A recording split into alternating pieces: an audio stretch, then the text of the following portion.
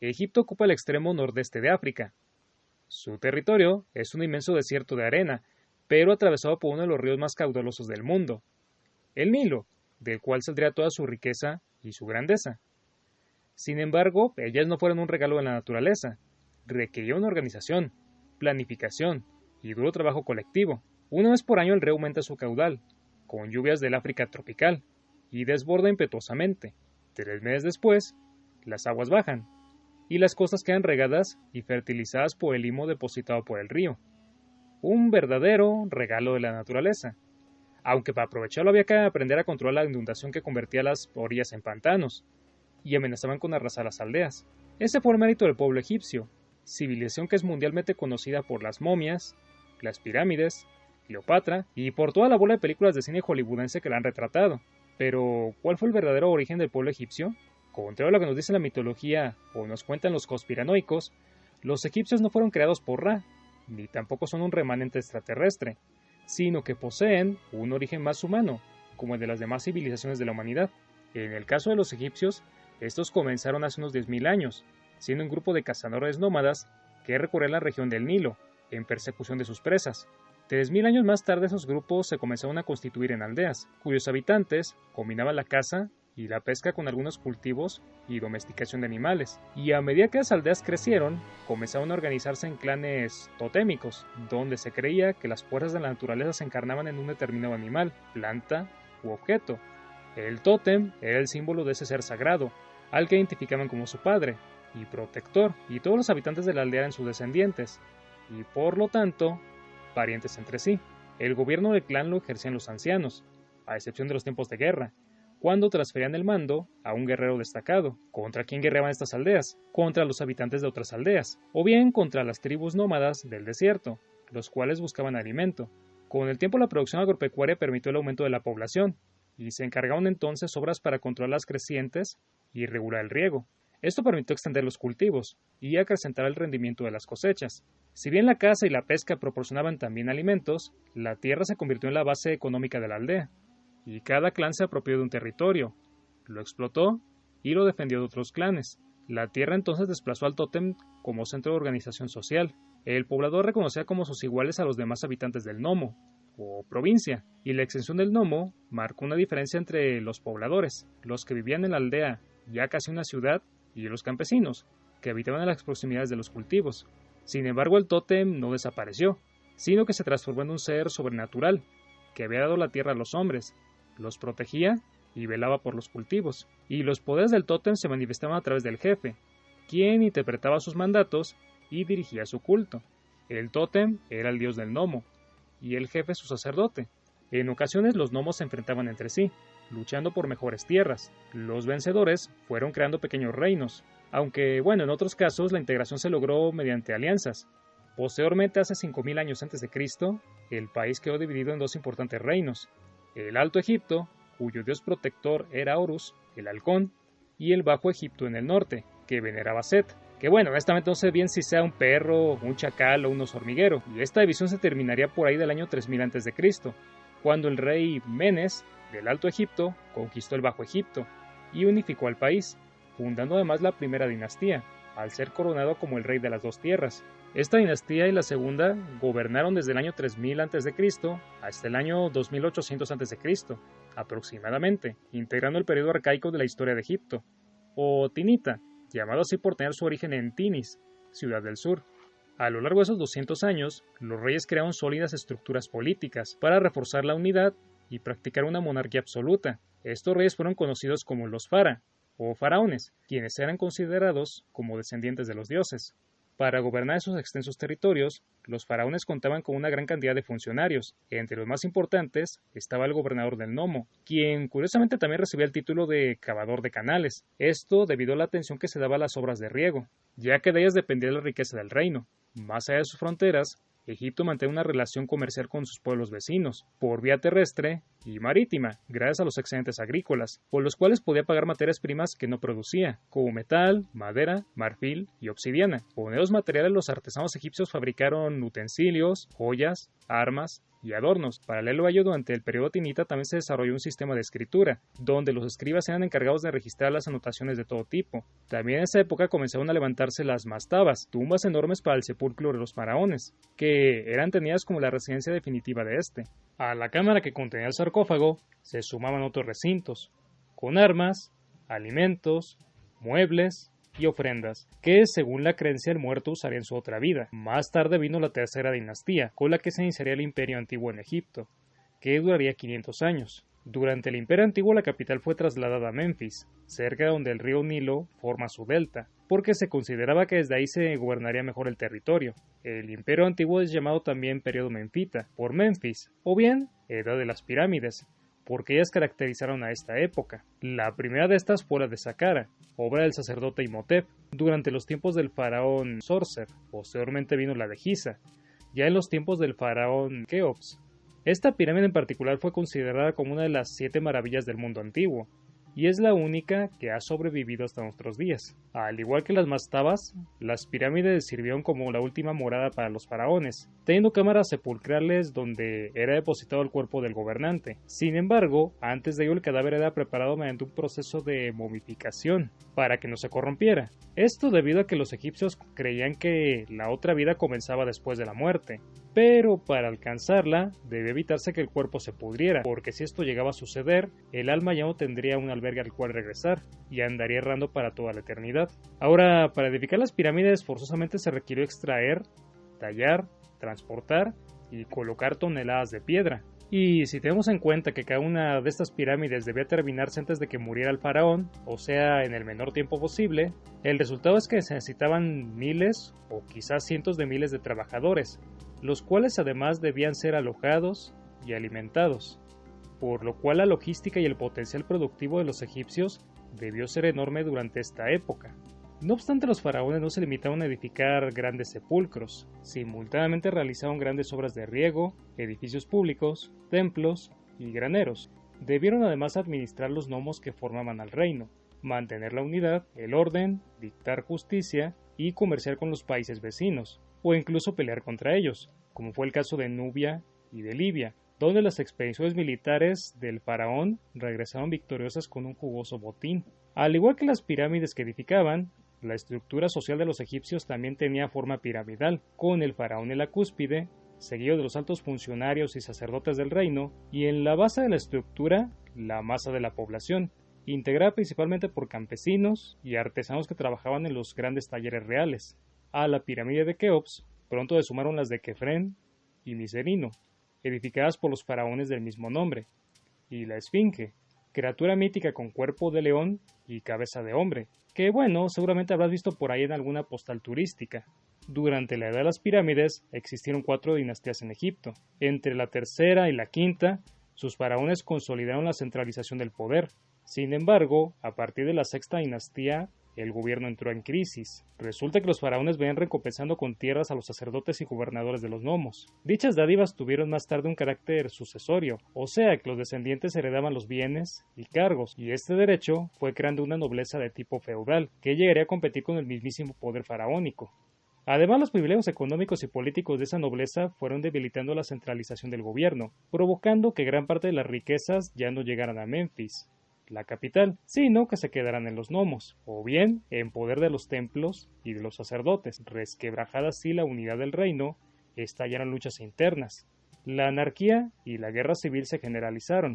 Posteriormente la nueva aristocracia terminó por destruir a la antigua nobleza, y el faraón fue reemplazado por una serie de reyezuelos. Aprovechando esta situación, los pueblos del desierto invadieron la región del delta y se instalaron en las fértiles tierras. Las obras de riego que habían generado toda la riqueza egipcia poco a poco fueron descuidadas, lo mismo que el comercio, que en determinado momento se interrumpió. Y bueno, las tumbas de los nobles que hacía pocas décadas habían estado rodeando la pirámide del faraón en la capital fueron reemplazadas por hipogeos, tumbas que se hacían dentro del mismo nomo, bajo tierra, y perforando la roca, lo cual simboliza perfectamente la desintegración a la cual habían llegado los nobles. Y por si lo anterior no fuera suficiente, El aparato estatal también resultó afectado durante este periodo. Entorpecieron la labor de los archivos, la Corte de Justicia, los depósitos y los talleres, provocando la dispersión de todos los funcionarios que trabajaban ahí. Sí, la miseria, el sometimiento y el caos asolaron Egipto durante un largo periodo. Entre tanto, dos centros de poder se iban definiendo en el norte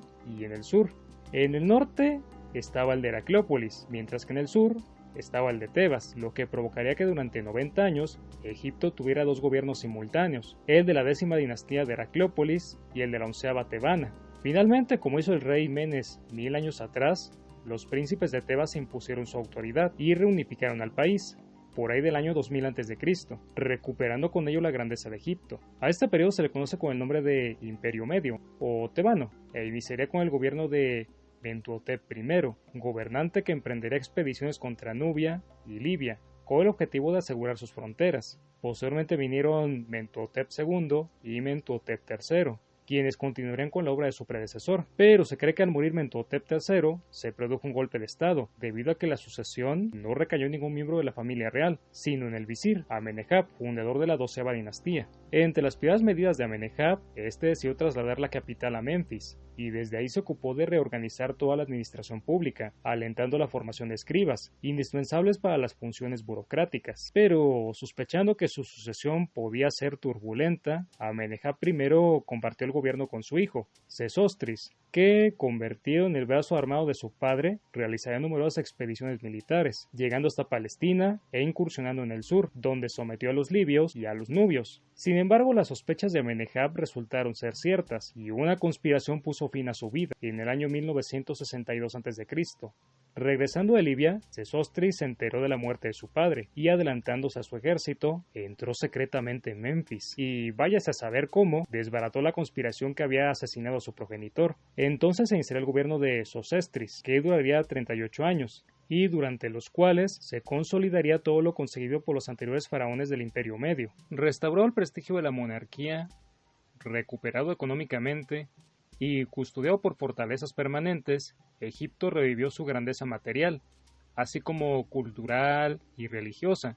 Anteriormente la inmortalidad estaba reservada solamente para el faraón y sus allegados. En el Imperio Medio, todo hombre por el simple hecho de serlo ya tenía derecho a ella. Según las nuevas creencias, un tribunal presidido por el dios Osiris juzgaba a los muertos y solo los buenos y justos les permitía vivir eternamente junto a Ra, sin importar si fueron ricos, pobres, nobles o plebeyos. Al mismo tiempo, la literatura, mediante enseñanzas y profecías, divulgaba normas de conducta y analizaba el pasado en forma de predicciones sobre el futuro. A este periodo se le considera también la época de oro de la literatura egipcia, con obras tan populares como el cuento de Sinué, que ha llegado hasta nosotros con el nombre de Sinué el egipcio. La dinastía 12 consolidó la recuperación egipcia. Si bien los gobernadores en los nomos habían conservado una parte de la independencia adquirida durante el periodo de anarquía, durante el reinado de Sosestris III se suprimió dicho cargo y se lo reemplazó con un funcionario nombrado por el mismo faraón. De esta manera se fortaleció la monarquía absoluta. La política exterior también cambió bajo el reinado de este faraón, ya que se realizaron repetidas campañas militares contra la siempre rebelde Nubia, y las relaciones con Asia dejaron de ser cordiales. El gobierno que sucedió a Sosestris III fue el de Amenhotep III. Este faraón completó una importante obra, con la recuperación de la depresión del Yayún, mediante la canalización de las aguas del cercano Nilo. Se creó entonces un lago artificial, al que los antiguos griegos llamaban Moeris. Esto permitía incorporar 7.000 hectáreas a la producción agrícola. No obstante, otro periodo de ocaso caería sobre Egipto, alrededor del año 1700 a.C., cuando fue invadido por los Hicsos, nómadas de Asia, que se apoderaron de buena parte de Egipto, gracias a dos nuevas armas de combate, el caballo y el carro de guerra. Los egipcios no conocían el caballo, ni mucho menos hacían uso del carro, y esta diferencia resultó ser devastadora para ellos. Durante 2 décadas, los hicsos asolaron las aldeas y ciudades egipcias, imponiendo una dominación brutal, pero hacia el año 1730 a.C. construyeron su propia capital fortificada, Avaris, en el delta oriental, y adoptaron las costumbres egipcias, así como su escritura.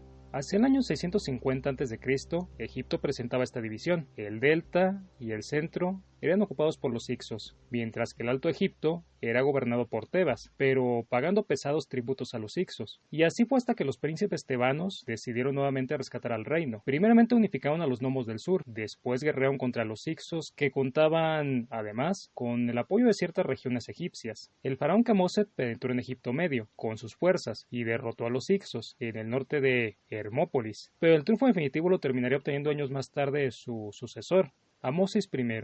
Amosis I tuvo que combatir largamente contra los invasores, hasta lograr acorralarlos en su fortaleza de Avaris. Solo después de un largo asedio, las fuerzas egipcias consiguieron tomar la capital, y los Hicsos huyeron hacia el desierto. Amosis I encabezó una nueva dinastía, la 18ª, iniciando el llamado Reino Nuevo, o Segundo Imperio Tebano, y otra época gloriosa se abre para el país de las pirámides. En esta el ejército alcanzaría una dimensión y un entrenamiento que los habilitaría tanto para la defensa como para la conquista. Esto debido a que la invasión de los Hicsos había demostrado la fragilidad del reino, y por eso se reconstituyó el ejército. Las sucesivas conquistas militares asegurarían a Egipto materias primas indispensables para su economía, sobre todo maderas y minerales. Los muros de las construcciones de la época reproducen innumerables batallas emprendidas por los sucesivos faraones, que, siempre victoriosos, aplastaban a sus enemigos. Aquí el imperio no era nada más un título, sino que en verdad era un imperio militar por la cantidad de naciones que estaban sometidas. Su territorio se extendía desde el río Éufrates, en Asia, hasta la cuarta catarata del Nilo, en el sur. La capital nuevamente volvió a ser Tebas, y en su cercanía se levantaron las más grandes construcciones de la época, como los templos de Karnak y Luxor, destinados al culto del dios Amón. Todas estas obras fueron resultado de la riqueza que tributaban de sus dominios.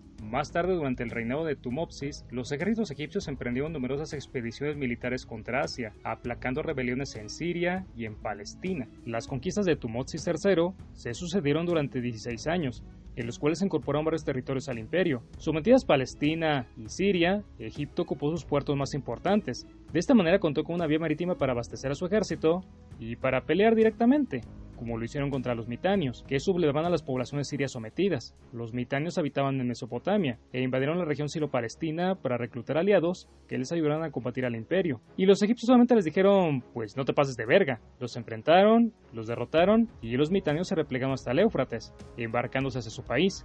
Entonces el faraón Tumotsis hizo uso de los barcos y los persiguió hasta su territorio, donde los derrotó. Y tan poderoso llegó a ser el imperio egipcio que sus vecinos babilonios, hititas y sirios buscaban su benevolencia, enviando representantes al faraón, e incluso la lejana isla de Creta buscó establecer relaciones diplomáticas con estos, debido al potencial bélico que se cargaban en esta época. El esplendor alcanzado por Egipto bajo el reinado de Tumotsis III sobreviviría a este, prolongándose durante medio siglo más. Sus sucesores inmediatos solamente tuvieron que mantener las conquistas y sofocar una que otra rebelión. Las riquezas del imperio permitieron realizar colosales construcciones. En ese sentido destacan el reinado de Amenofis III, quien construyó un gigantesco templo en Tebas, con dos grandes estatuas en la entrada. También destacan el templo de Luxor e importantes ampliaciones al templo de Karnak, las dos consagradas al dios Amón, y el culto a este dios llegó a ser tan dominante que esos sacerdotes obtuvieron privilegios y poder que solamente era superado por el del faraón. Esta situación enfrentó al clero contra el trono durante el reinado de Amenofis IV, aunque realmente el tipo, pues sí, también tuvo la culpa, porque Amenofis quiso imponer el culto al dios Atón, el dios solar, como el único y verdadero dios. A los sacerdotes de Amón pues no les gustó esto, y se enfrentaron al monarca, que cambió su nombre por el de Akenatón, para estar en más sintonía con el dios Atón. Ya con su nuevo nombre, Akenatón abandonó Tebas y fundó una nueva capital en el Egipto Medio. Las convulsiones provocadas por estos cambios y reformas afectaron la unidad del imperio. Los hititas, habitantes de la meseta de la Anatolia, invadieron Siria, y las tribus del desierto se infiltraron en Palestina. Ante todo esto, los gobernantes del imperio le solicitaron ayuda a la corona, pero esta, debido a las circunstancias, pues no les dio nada, y la crisis se agudizó. Posteriormente vino Tutankamón, el yerno de Akenatón, y este retomó la vieja religión y reinstaló la capital en Tebas, que bueno, fue todo lo destacable que hizo este señor durante su periodo, arreglar todo el desmadre provocado por su antecesor. Ahora, estoy seguro que a pesar de esto el nombre de Tutankamón te sonará de algo, ¿verdad? Pues esto no es por lo que el faraón hizo en vida, sino porque en 1922 fue descubierta la tumba de este señor, y, oh sorpresa, su sepulcro era de los pocos que no habían sido saqueados, y por lo tanto, aún conservaba intactos sus antiquísimos tesoros. Por eso llamó tanto la atención, no por otra cosa. El último faraón de la dinastía XVIII fue un general de Tutankamón, Orémenes, que se había destacado comandando varias expediciones militares, así como restableciendo el orden en el interior de Egipto. Pero la parte del imperio en Siria se había perdido, junto con los puertos más importantes de Siria. Recuperarlos fue una tarea de la dinastía decimonovena, que gobernó a partir del año 1314 a.C.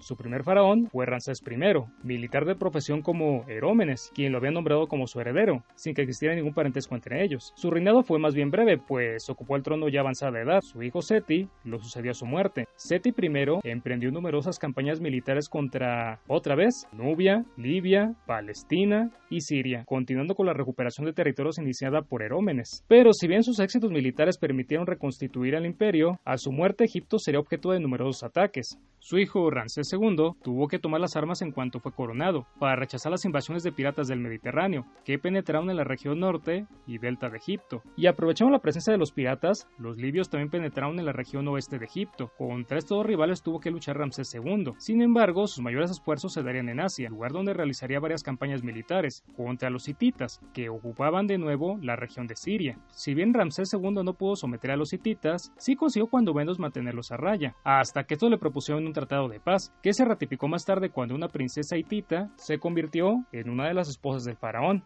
Ramsés II gobernó durante 66 años, tiempo en el cual enriqueció a Egipto con obras arquitectónicas como el templo de Abu Simbel, que por desgracia sea el último gran destello de esta extraordinaria civilización. Alrededor del año 1200 a.C., navegantes indoeuropeos llamados pueblos del norte y del mar invaden el delta de Egipto. Su último gran faraón, Ramsés III, logró expulsarlos hasta el año 1170 a.C., pero otros hombres del norte y del mar, los filisteos, comenzaron a ocupar los puertos de Siria y Palestina, cortando las comunicaciones con Asia. Perdidos sus dominios en Asia, el imperio comienza a desaparecer hasta el año 1085 a.C., con la 20ª dinastía. Posteriormente sobrevino un periodo de decadencia, donde la lucha por el poder entre generales, nobles y sacerdotes terminaría por desintegrar lo que quedaba del reino. Debilitado y empobrecido, Egipto es finalmente conquistado hacia el año 525 a.C.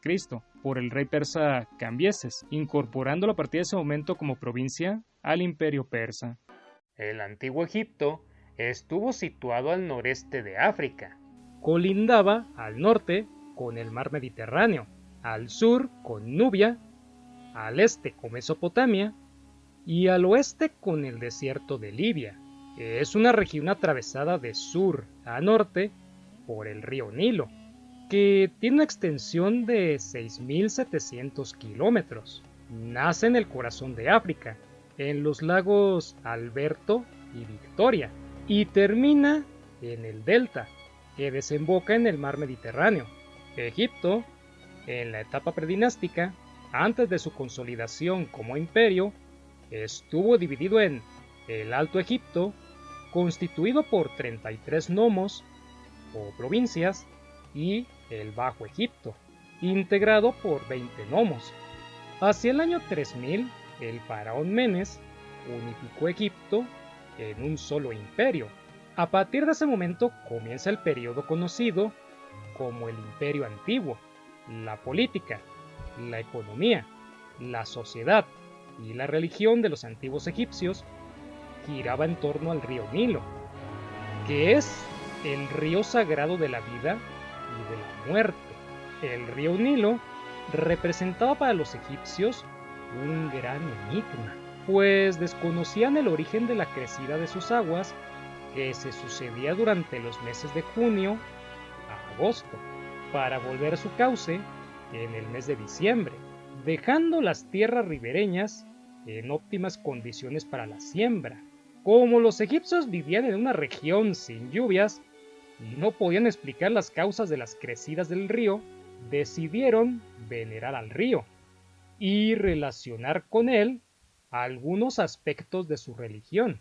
Los mecanismos de la naturaleza, como la lluvia, el sol, el río y la germinación, fueron un gran misterio para los egipcios. La necesidad de tener una explicación de ello les hizo suponer que todo se debía a una serie de voluntades superiores, o dioses, que unas veces se mostraban despiadados y terribles, y otras, en cambio, benéficos con los hombres. Todo lo divinizaron, tanto las fuerzas de la naturaleza, como los animales y las plantas. adoraron a una infinidad de dioses: Ra, Amón-Ra, Osiris, Isis, Hathor, Anubis, Horus, entre los principales. Para los egipcios era más importante la vida ultraterrena que la vida terrena. Por tal motivo, todas las actividades y el arte demuestran esa obsesión por la muerte, pero a la vez por la inmortalidad. Para alcanzar la inmortalidad, embalsamaban a sus muertos, para que el Ka, o sustancia divina eterna, tuviera un lugar vivo por siempre. La arquitectura egipcia es una de las manifestaciones artísticas más sobresalientes por su monumentabilidad, concepción espacial y perfección técnica. El empleo de la piedra caliza, de mármol y de granito hacen aún más impresionante cada conjunto arquitectónico. Un aspecto distintivo de la arquitectura egipcia es el empleo de distintos tipos de columnas, como la campaniforme, la lutiforme, la palmiforme, la papiriforme, la protodórica e historiada. Las columnas se utilizaron principalmente en los templos funerarios y en los cultos dedicados a los dioses principales.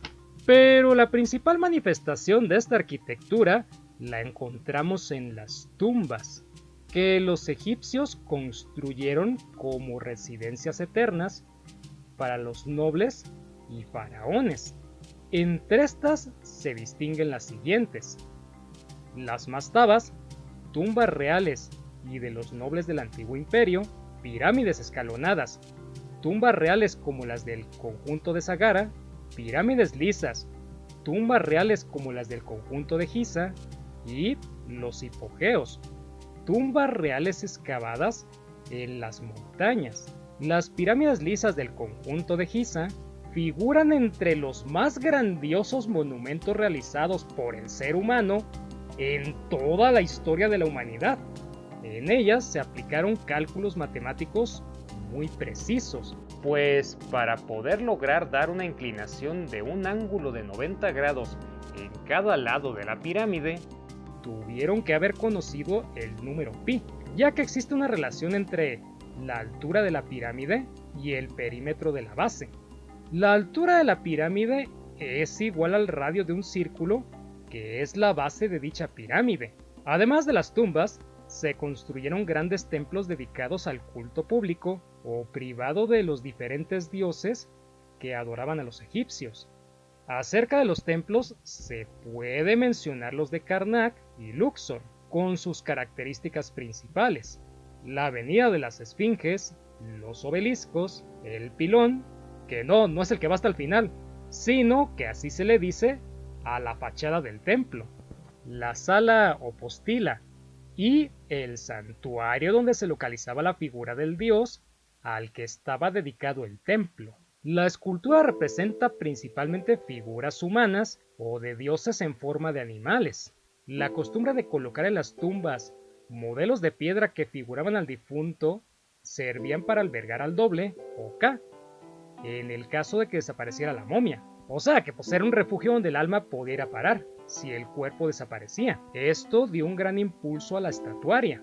Estas figuras humanas se representan en actitud erática, como los brazos pegados a los costados y con el pie izquierdo adelantado, mostrando una solemnidad casi sagrada.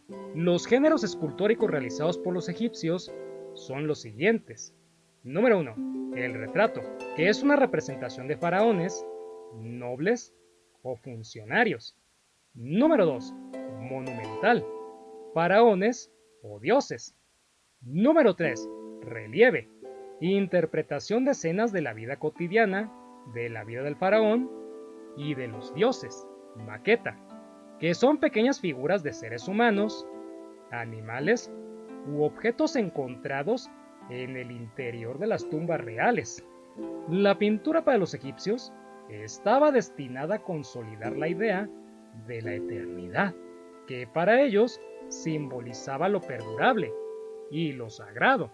Las pinturas que aún se conservan están únicamente en templos y tumbas, llenando los muros con representaciones de dioses, de ceremonias religiosas y esculturas de la vida terrenal.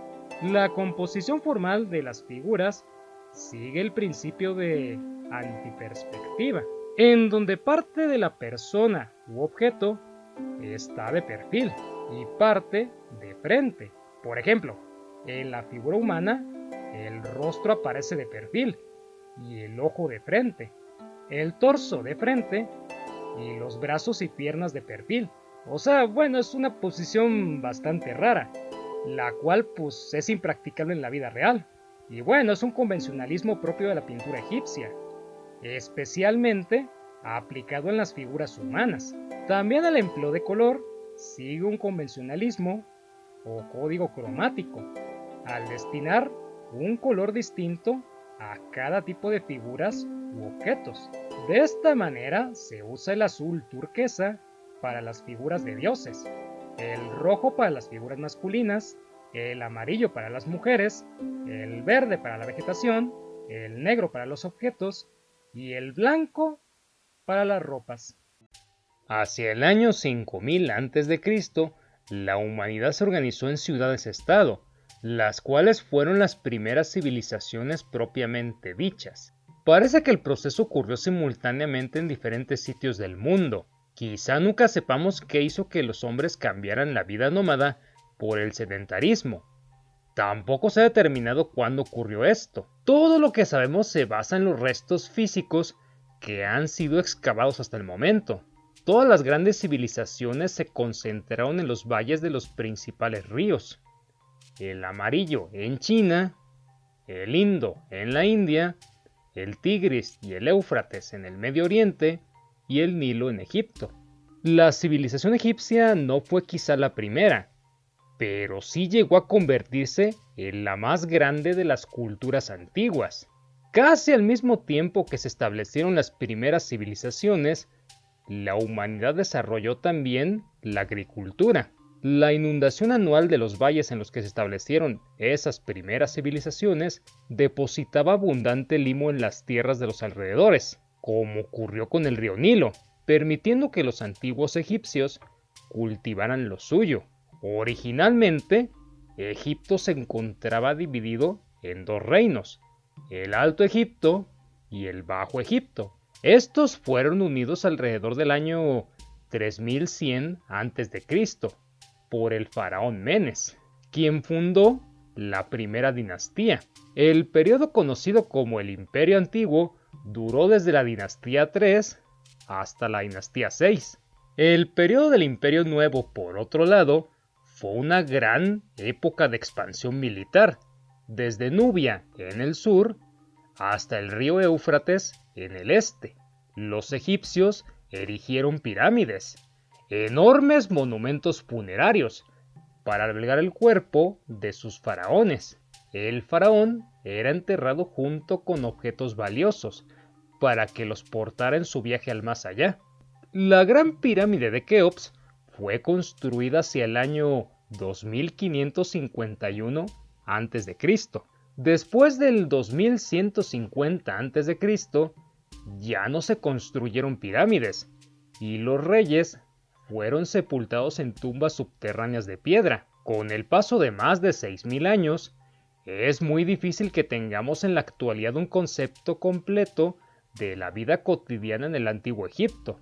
Como sucede en todas las sociedades de cualquier periodo del pasado, los restos encontrados son los pertenecientes a los ricos, y en particular de la realeza.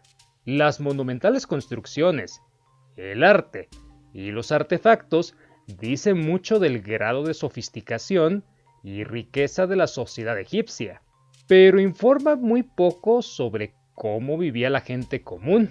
La mayoría de los jeroglíficos y escritos hablan del gobierno y los rituales. Si bien solo podemos especular sobre los estratos más bajos de la sociedad egipcia, estamos seguros de que la clase adinerada y la nobleza disfrutaban de un estilo de vida opulento. La comodidad y la higiene eran elementos importantes de su vida diaria, así como los valores familiares. La mayoría de los aristócratas tenían sirvientes o esclavos para tareas mundanas. Las casas de los ricos eran grandes, a menudo ocupaban 2 plantas y eran de ladrillo pintado con yeso blanco. Se levantaban sobre terraplenes para protegerlas de la humedad. La mayoría contaba con un jardín pequeño y sombreado, y un estanque ornamental. El interior se encontraba decorado con frescos y murales esmaltados. Las casas eran muy cómodas, aunque estaban amuebladas con sencillez, haciendo gran uso de maderas exóticas y telas importadas. La mayoría de los muebles tenían tallados con formas muy originales, como garras de león en las mesas y sillas. Las camas, que contaban con colchón relleno, también incluían descansos para la cabeza y los pies, así como tablas reclinables para la espalda. El reposacabezas de madera quizás se usaba durante el día. La mayoría de los egipcios se enorgullecían de su aspecto personal, en especial los ricos, quienes podían costear, pues cómo no, los más finos materiales. Hombres y mujeres usaban el cabello corto, pero llevaban pelucas profundamente decoradas. Entre más ricos eran, más detallados eran sus tocados, como la diadema de oro incrustada de piedras semipreciosas. Parece que ambos sexos utilizaban cosméticos, en particular maquillaje para los ojos. En el antiguo Egipto, la vida de los pobres era difícil. Sin embargo, comparada con la de otras sociedades contemporáneas, se podía decir que incluso eran pudientes y tenían un estándar de vida bastante alto. La mayoría de los campesinos trabajaban en los campos, mientras que otros eran contratados para trabajar en los programas de construcción masiva de los faraones. Casi todos recibían un buen trato. Una vida familiar estable era primordial para los egipcios de todas las clases sociales. Se brindaba profundo respeto a los ancianos. Cuando los niños llegaban a la adolescencia, con frecuencia se convertían en sirvientes de familias acaudaladas. Las casas urbanas y rurales eran construidas con lodo seco, combinado con paja y convertido en ladrillos. Eran espaciosas, por lo general de 2 niveles, con techos planos en donde se colocaba una ventanilla para recibir los frescos vientos del norte. Poca gente pobre podía poseer carretas, caballos o camellos para transportarse o llevar sus bienes. Su medio más común eran los burros. Había pocos caminos en buen estado, por lo que el transporte siempre era difícil. Los únicos viajes que hacía la mayoría de la gente eran al mercado local y de regreso. En la actualidad, los burros siguen siendo el principal medio de transporte de los egipcios pobres que viven en áreas remotas. La riqueza de un hombre se calculaba por la cantidad de animales que poseía, como chivos y gansos, pero principalmente de ganado. Los escribanos registraban los datos y a las personas se les cobraban los impuestos correspondientes. La temporada agrícola en el antiguo Egipto era regida por la inundación anual del Nilo. Cada año, el río desbordaba sus márgenes y depositaba un espeso limo negro en una vasta extensión de las tierras antiguas, volviéndolas muy fértiles. Los agricultores también construyeron canales de riego desde el río hasta sus campos para aumentar sus cultivos tierra adentro. La mayoría de los egipcios, al parecer, comían muy bien, a pesar de que llegaban a sufrir plagas periódicas, como langostas, que destruían las cosechas y provocaban hambrunas. Sus métodos agrícolas eran casi primitivos, considerando la sofisticación generalizada de su sociedad, y la mayoría practicaban una forma de agricultura de subsistencia, cultivando solo lo suficiente para el autoconsumo. Sin embargo, el egipcio promedio podía elegir entre una amplia variedad de alimentos, como pescado, carnes, vegetales y frutas.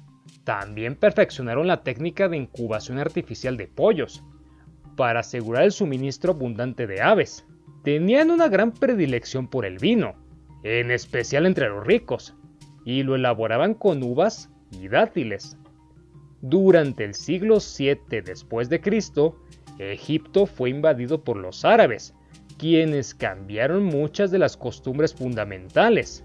El Islam se convirtió en la religión oficial, y como los musulmanes tienen prohibido beber alcohol, bajó la producción de vino y de cerveza. La elaboración de platillos por lo general se hacía en hornos de arcilla o fogones al aire libre, alimentados con carbón. La cocina con frecuencia se encontraba fuera, lejos de la sala, para evitar incendios y malos olores. La dieta egipcia contenía bastante fibra, pues la harina para elaborar pan se molía muy poco. El pan, hecho con cebada y trigo, era básico en la alimentación de la mayoría de los egipcios. Las hogazas eran colocadas en moldes redondos y planos. Los panaderos hacían también diversos pasteles con frutas, como higos y dátiles. Los egipcios ricos disfrutaban de una variedad de carnes, de cordero, res, aves y animales no domesticados, como el antílope. Con frecuencia los carniceros regalaban parte de los animales sacrificados con fines religiosos. La gente pobre no podía adquirir la carne, por lo que la sustituían con pescado, algo gratuito y ampliamente disponible. La mayoría de lo que se conserva del antiguo Egipto parece indicar que, sin duda, durante su apogeo en las dinastías XVIII y XIX, la vida en general era buena para la mayoría de la gente. Dedicaban gran parte de su tiempo al entretenimiento, lo cual indica una sociedad rica. La gente de las sociedades más pobres, por lo general, se ha encontrado más preocupada por los asuntos esenciales de la vida, como conseguir alimento y refugio. Eso no sucedía con los egipcios. Su sociedad era refinada y organizada, lo cual se refleja en la naturaleza de sus pasatiempos. Muchos de estos eran actividades familiares o individuales. Aparentemente no participaban en entretenimientos multitudinarios, o sea, los que se realizan en teatros o estadios, como sí hacían los griegos y los romanos. Los juegos de mesa eran muy populares entre los egipcios. El más popular era el Senet, en el que dos jugadores trataban de llegar al reino de los dioses. Otros juegos más conocidos en la actualidad eran el backgammon y el ajedrez. Uno de los juegos más antiguos que se descubrió es la serpiente, en el que los jugadores movían las piezas en un tablero en espiral hacia la cabeza de una serpiente ubicada en el centro. El pasatiempo popular en el Palacio Real o durante los banquetes celebrados por los ricos era el canto y la danza. Jóvenes servidoras de la corte se sometían a un riguroso entrenamiento en la danza y realizaban sus interpretaciones desnudas, junto con gimnastas y malabaristas. La danza solía acompañar también a las fiestas religiosas.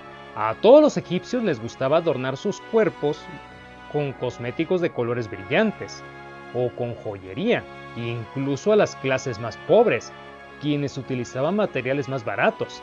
La apariencia personal y la higiene eran muy importantes para ellos y prestaban gran atención a la moda.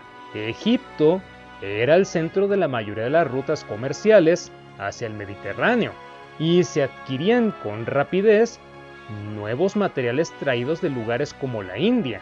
Debido al clima caluroso, la mayoría de la ropa era sencilla, ligera y holgada. Los hombres por lo general vestían solamente un fandelín o un taparrabo. Las mujeres usaban faldas o vestidos, similares a los saris hindús. Se sabe que muchas mujeres preferían permanecer con el torso desnudo y era común que los niños menores de 12 años no llevaran ropa. En raras ocasiones había zapatos de piel. La mayoría del calzado eran sandalias sencillas hechas con carrizos de papiro. Su fabricación era barata y se le reemplazaba fácilmente, por lo que eran preferidas por personas de todas las clases, hasta por la realeza y los sacerdotes. La clase más pobre utilizaba joyería como anillos o pulseras, elaborada con metales baratos y decorado con piezas de arcilla pintada de colores. Los ricos, por otro lado, utilizaban mucho el oro y las piedras preciosas, obtenidas con facilidad del oriente. Los metalisteros se volvían especialistas en la producción de joyería mediante el moldeo de tiras de metal en formas creativas o por vaciado. Uno de los aspectos más asombrosos de los restos del antiguo Egipto es la escala monumental de su arquitectura. Sin tratar de ninguna manera de restar mérito a las habilidades de los constructores, nada es lo que parece a primera vista. Muchos de los enormes monumentos fueron esculpidos a partir de una roca sólida, una tarea increíble por sí sola, pero quizás más asociada a la escultura que a la arquitectura. Por ejemplo, la Esfinge en Giza fue creada de esta manera, como muchas de las estatuas monolíticas y pórticos de la entrada de los templos. Incluso la Gran Pirámide contiene un túmulo inmenso de lecho de roca en su centro. Conocemos mucho acerca de la vida cotidiana en el antiguo Egipto a partir de grabados y rellenos tallados en los muros y columnas de los templos. La forma angular de estos tallados es muy diferente a la de las enormes estatuas, las cuales se esculpían usando una perspectiva perfecta, un logro notable considerando su gran altura. Los egipcios crearon muchas extraordinarias obras de arte, incluyendo frescos, estatuas, cerámica y joyería, pero las consideraban parte de la vida misma y no como objetos separados.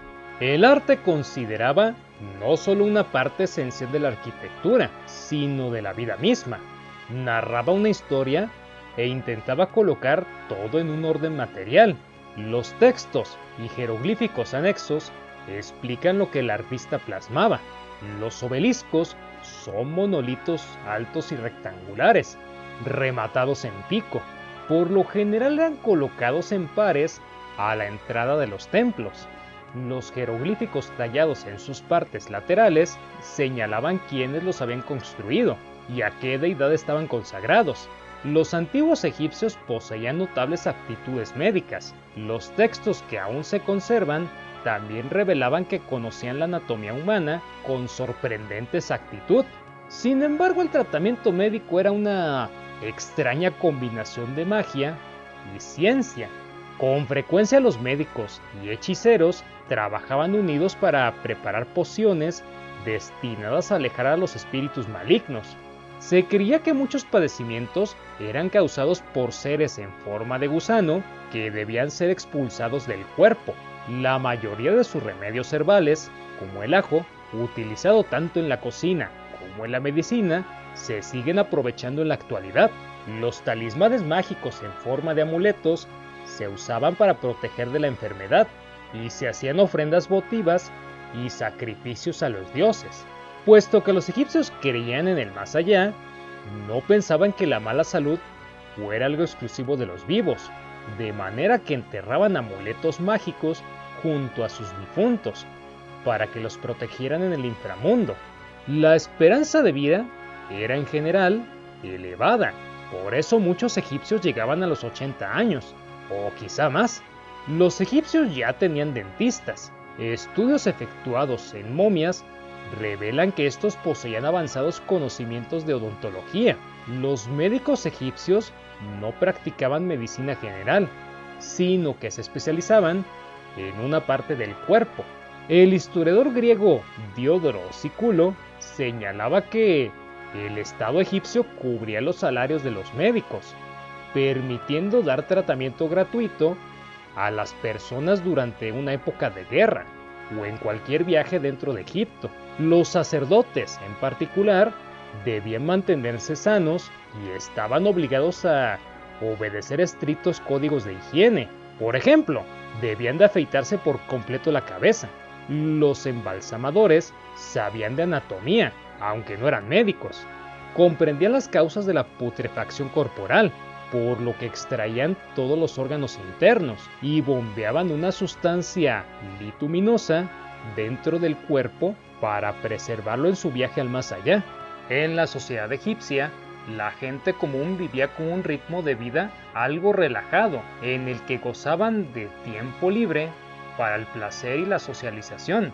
Después de los 12 años de edad, los niños eran considerados como adultos jóvenes y podían contraer matrimonio, en especial las niñas, cuyas expectativas profesionales eran más limitadas que las de los varones.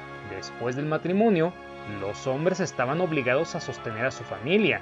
Pese a que se esperaba que los sacerdotes dedicaran sus vidas a los dioses y desempeñaran sus oficios en representación del faraón, ellos ocupaban un rango muy elevado en la jerarquía social y podían contraer matrimonio y tener familia. Se veían beneficiados por una forma muy privilegiada de herencia, que les permitía adquirir abundantes riquezas y tierras, que poseía colectivamente todo el sacerdocio. A los hijos de los sacerdotes se les permitía heredar esta gran riqueza. Además, disfrutaban de una elevada posición social. A diferencia de otras sociedades del Medio Oriente, los egipcios eran monógamos. Durante la ceremonia nupcial, los novios recibían la consagración con agua bendita del sumo sacerdote, de un recipiente sagrado denominado situla. Las novias con frecuencia portaban flores de loto sagrado en su cabello, como símbolo de buena suerte, o pomos delicadamente perfumados sujetos a sus complicadas pelucas. Todos los estudios señalan a los antiguos egipcios como personas pacíficas y respetuosas de las reglas sociales. Las jóvenes solteras de posición social elevada iban acompañadas de chaperones a sus citas, y la mayoría de los matrimonios eran pactados por los padres de ambos, para asegurar una unión más conveniente y para garantizar un ingreso o una herencia. Este era el caso en especial con las mujeres, quienes pocas veces tenían un ingreso.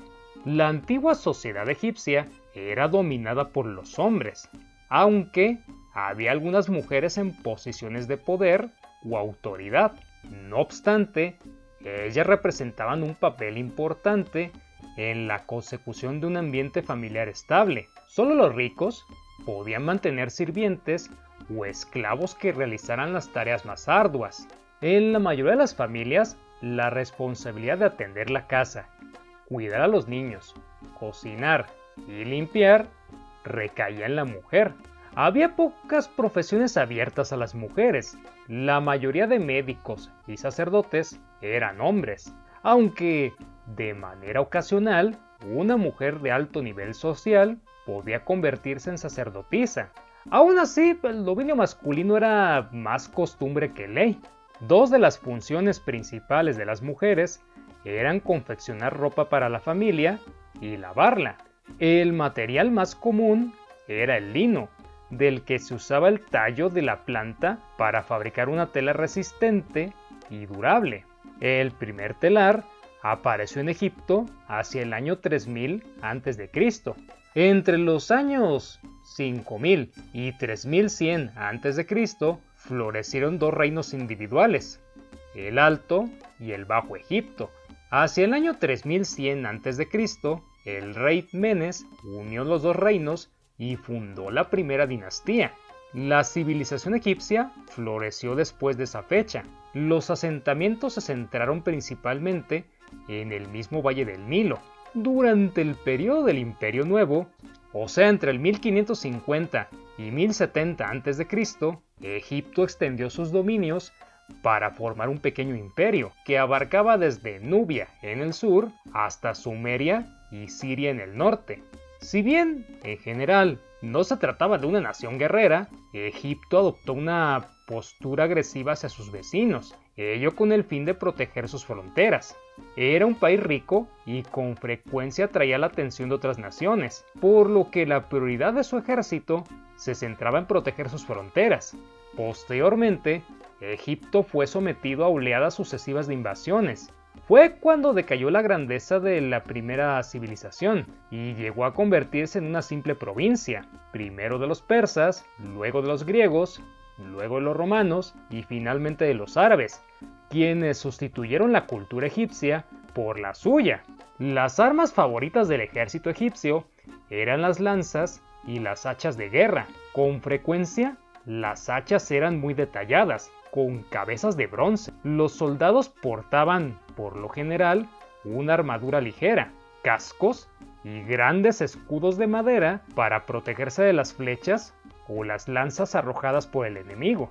El ejército era una maquinaria de combate muy bien organizada y disciplinada. Las tácticas comunes eran ordenar a las divisiones de soldados para que marcharan en línea recta hacia el enemigo y que lo abatieran con el peso de sus multitudes. El faraón por lo general participaba en las campañas militares. Hacia el año 3000 a.C., los sumerios incorporaron ruedas por primera vez a las cuadrigas. Tiempo después se inventaron las cuadrigas de guerra. Eran vehículos de 2 ruedas tirados por caballos que transportaban a 2 hombres, el conductor y un soldado. No tenían asientos, solo una plataforma desde la cual el soldado atacaba al enemigo con arco o lanza, mientras que el conductor acometía las líneas enemigas. Egipto siguió de inmediato el ejemplo de Sumeria y adoptó las cuadrigas de guerra, obteniendo una ventaja militar sobre sus enemigos que andaban a pie. La sociedad egipcia imponía estrictos códigos legales que se esperaba fueran obedecidos por todos. Según parámetros modernos, algunas de esas leyes podrían parecer severas, pero la mayoría de los faraones se basaban en la suposición de que, si los ciudadanos se mantenían bien protegidos en contra del crimen, no solo estarían complacidos, sino que retribuirían más a la sociedad. Algunas leyes se introdujeron para lograr una mejor higiene, como la circuncisión obligatoria. Era deber de la población prevenir o informar de los delitos, o acudir para ayudar a alguien en caso de que se encontrara el peligro. No hacerlo era un delito en sí mismo. Los crímenes cometidos por las mujeres eran castigados con mutilación para quitarles la belleza. A las mujeres adúlteras se les arrancaba la nariz. Si una mujer embarazada cometía un crimen, era castigada hasta después de dar a luz. A los falsificadores se les cortaban las manos y los culpables de traición se les cortaba la lengua. Un soldado que cometía un delito debía pagar su culpa realizando un acto heroico. En gran medida la sociedad egipcia realizaba su propia vigilancia policíaca. Era deber de todo ciudadano impedir los delitos y hacer un seguimiento del castigo por los mismos. Todos tenían derecho a acusar y a enjuiciar a un criminal. Si los testigos no cumplían con su deber, eran azotados con ramas. Cada año, todos los individuos debían proporcionar al magistrado de la provincia donde vivían un informe escrito en el que manifestaban cómo se ganaban la vida legalmente, ya fuera como panaderos, como pastores o escribanos. Si no lo hacían, se daba por hecho que actuaban ilegalmente y eran enjuiciados. Así que págale hacienda, vato. Los antiguos egipcios introdujeron o desarrollaron muchas ideas nuevas. Varias de ellas, como el torno de alfarería, todavía se siguen usando. Se cree que Egipto era menos árido que en la actualidad. Materiales naturales, como la madera, nunca fueron abundantes. Sin embargo, la piedra y el papiro sí lo eran. Y los egipcios eran tan ingeniosos que aprovecharon al máximo estos recursos. El papiro es un junco de tallo triangular que alcanza una altura de hasta 3 metros. Se usaban todas las partes de la planta, de forma tan amplia que casi desaparecía por completo, aunque actualmente se le ha introducido de nuevo en Egipto. Dado que la mayoría de los núcleos de población se encontraban dispersos a lo largo del Nilo, la mayoría de los viajes prolongados se hacían en barco. Los barcos egipcios no eran tan sólidos para navegar en el mar, por lo que eran utilizados principalmente para las aguas tranquilas del Nilo. Los sacerdotes egipcios también eran astrónomos. Al estudiar los movimientos de los cuerpos celestes, pudieron predecir diversos fenómenos naturales, los cuales utilizaban en las ceremonias religiosas. Inventaron un calendario anual de 365 días, divididos en 12 meses iguales de 30 días, seguidos por 5 días complementarios. Se utilizaban tiras planas de papiro para formar un papel suave y durable, por lo general cortado en tamaños determinados y conservado en rollos. Incluso las plumas para escribir eran de papiro. Existían centenares de dioses y diosas en el antiguo Egipto, muchos de los cuales se manifestaban a la tierra en forma de animales. Cuando los sacerdotes realizaban sus rituales, con frecuencia usaban la máscara del animal apropiado para dar la impresión a las masas, en su mayoría incultas, de que eran el dios real. No es fácil desentrañar las complejidades de los dioses egipcios, dado que el mismo animal podía representar a diferentes dioses en distintas regiones. Sin embargo, el único dios verdadero y rey de todos los demás dioses era Amón-Ra, el dios Sol. Los antiguos egipcios poseían bibliotecas cuyos libros eran en su mayoría textos sagrados, y muchos otros que abordaban la creencia en la vida después de la muerte. Creían en un inframundo llamado Duat, por el que los muertos tenían que hacer una penosa travesía para llegar a una especie de tierra prometida. Para ayudarlos en su viaje, los cuerpos eran momificados y se les proporcionaban conjuros para protegerlo de los malos espíritus que pudieran encontrar. Amón-Ra era considerado una tríada de dioses: Amón, el padre; Mut, la madre; y Noms, el hijo. Se manifestaban en la tierra como Osiris, Isis y Horus respectivamente. Isis era la diosa de la fertilidad, se la relacionaba con la madre tierra y el ciclo de nacimiento, muerte y renacimiento de la otra vida. Sus altares en los templos con frecuencia eran atendidos por mujeres, y los romanos la incluyeron en su religión, esto tras conquistar Egipto. Increíblemente, el conjunto de pirámides de Giza, que incluyen la primera pirámide de Khufu, se encuentran a corta distancia de la moderna ciudad del Cairo. A pesar de que no se le reconoce como la civilización más antigua, ha dejado una impresión perdurable, indudablemente, en lo que se refiere a la monumental herencia de su arquitectura. Los antiguos griegos se vieron directamente influidos por lo que encontraron ahí, lo cual fue decisivo en el desarrollo de su civilización, y a su vez, en el de la romana. También se cree que los egipcios fueron los primeros en crear la unidad de tiempo llamada semana, asignándole a los días el nombre de cada uno de los planetas conocidos: Marte, Mercurio, Júpiter, Venus y Saturno, además del Sol y la Luna. Si te gusta mi trabajo, por favor, suscríbete, activa las notificaciones y comparte el video con tus amigos. Eso es algo que me ayudaría bastante. Mi nombre es Ajay López y te deseo un día histórico.